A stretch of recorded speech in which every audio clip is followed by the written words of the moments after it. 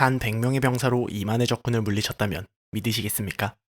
삼국지에 나오는 관우나 장비 혹은 여포의 무용담 못지않은 오늘 소개할 인물은 바로 대한민국의 소드마스터 척준경입니다.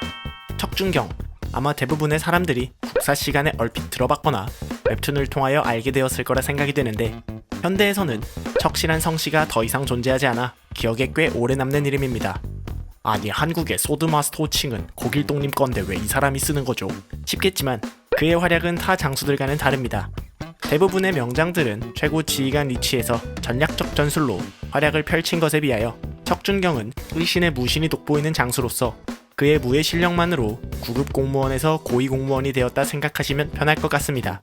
가난한 향리 출신의 자식으로 태어난 그는 당시 덩치도 크고 무예도 연마하다 보니 무례배들과 어울렸지만 고려 11대 문종의 셋째 아들인 왕희의 집 종자로 들어간 뒤부터 그의 이름이 세상에 알려지게 됩니다. 종자로 들어간 지 9년 후 능력을 인정받아 병마사님 간의 부관으로 여진족과의 전투에 참전하는데, 이때 척준경은 추적해오던 여진족 적장 2명을 베어 적군의 기세를 한풀 꺾어버리게 되고, 이후 보상으로 인간에게 갑옷 입힌 말과 무기를 요구한 후 홀로 적진에 돌격해 적장을 죽이고 100여 명의 여진족을 포로들과 합세하여 참살하고 돌아와 크게 이름을 떨치게 됩니다.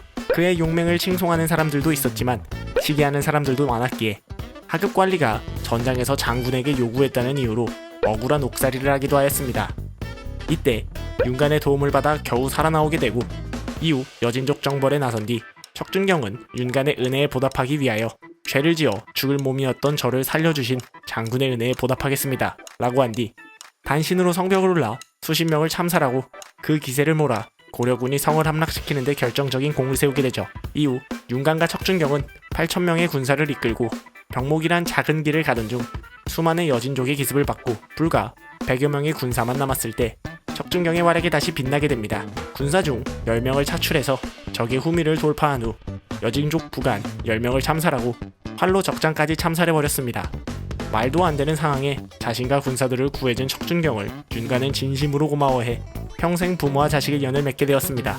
윤간과 함께 영주성을 지키고 있을 때에는 100명의 병사로 2만의 적군에게 돌격하여 영주성을 지키기도 하였지만, 이자겸이 난이라는 사건이 시작될 때 라인을 잘못한 척준경은 궁궐에 불을 지르고 인종을 시해하려고 한 만행을 저지르게 됩니다.